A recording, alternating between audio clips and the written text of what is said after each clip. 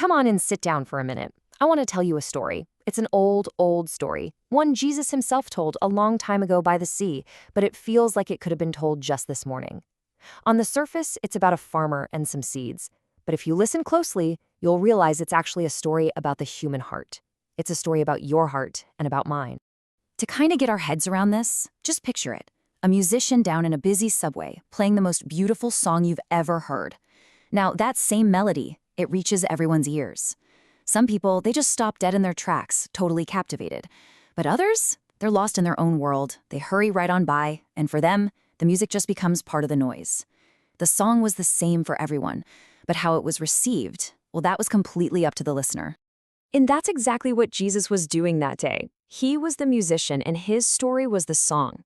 He pushed his boat out a little from the shore, and to the crowd gathered there, he told a really simple tale about a sower who went out to scatter seed. Let's listen in, shall we? He started off, listen, a farmer went out to plant his seed. And as he was scattering it around, some of it landed right on the footpath. You know, the ground that's been walked on so much it's packed down hard as rock. The seed couldn't sink in. It just sat there on the surface, and, well, it didn't take long before the birds swooped down and ate it all up. Then, some of the seed fell on a patch where the dirt was really thin, with a big layer of rock just underneath. And wow, it sprouted almost overnight, a little flash of green life, full of promise. But because it couldn't grow deep roots to find water, the second the sun got hot, that little plant just got scorched and withered away to nothing. Other seed, it fell into a patch of weeds and thorns. And at first, it looked like it was doing okay. It took root, it started to grow, but those thorns, they grew up faster and stronger all around it, crowding it out, stealing all the sunlight and water until finally, they just choked the life right out of it. It never even had a chance to produce any grain. But finally, some of the seed fell on good, rich, ready soil. And that seed sank in deep. It sprouted, and it grew up strong and healthy. And when harvest time came, it produced an incredible crop. 30, 60, some of it even 100 times more than what was planted. Just an unbelievable, amazing return. Now, Jesus' friends, they were pretty puzzled by all this. So later, when things were quiet, they asked him, what was that all about? And he explained that it wasn't just a story about farming. He said it was like a mirror, meant to show us the condition of our own hearts. So, okay, let's lean in and take a look in that mirror together.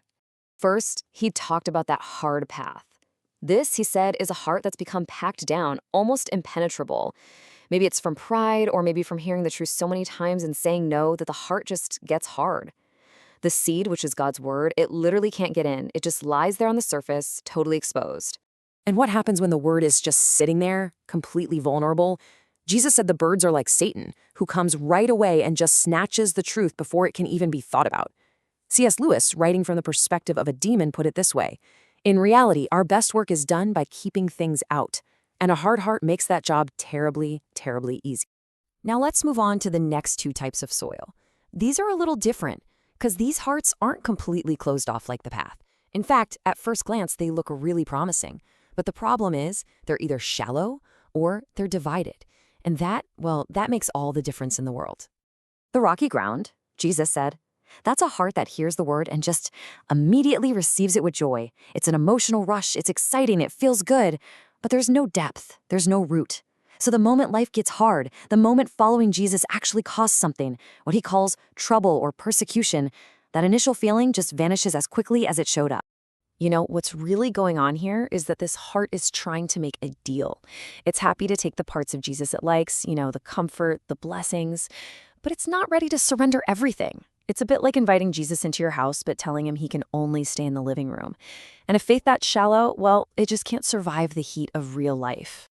And then we have the thorny soil. And honestly, this might be the most deceptive one of all, because here, the word actually does take root. There's real, genuine growth happening. But it's not alone. It's completely surrounded by competitors, by all those thorns that are fighting for the very same patch of ground. Jesus was really specific about these thorns. He said they're things like the worries of this life, the illusion that wealth will make you happy, and just the desire for other things.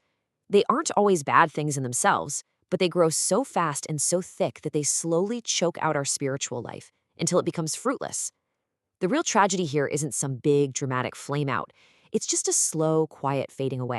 But after these three pretty sobering pictures, Jesus gives us the best news.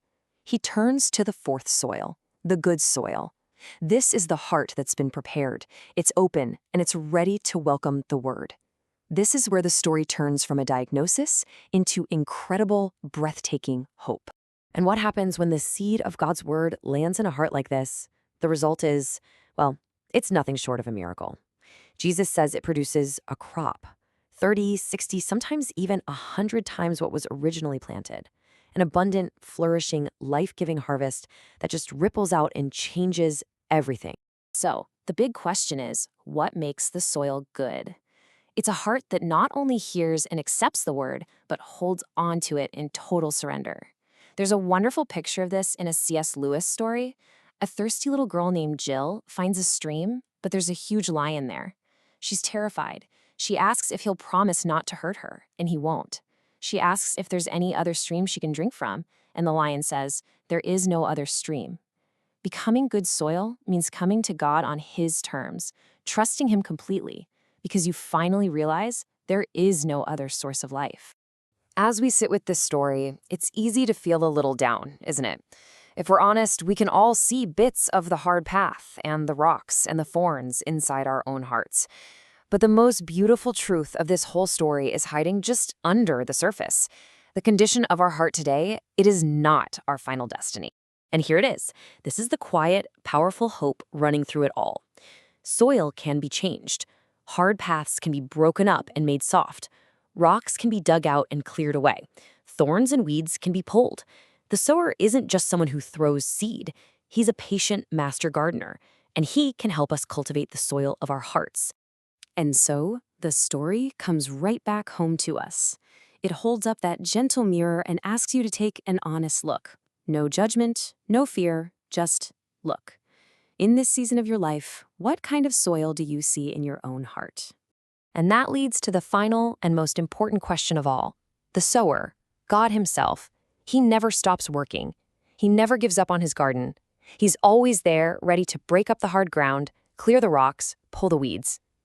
The only question left is the one for you and me. Will we let Him? Will you let the sower keep working there in the precious soil of your heart?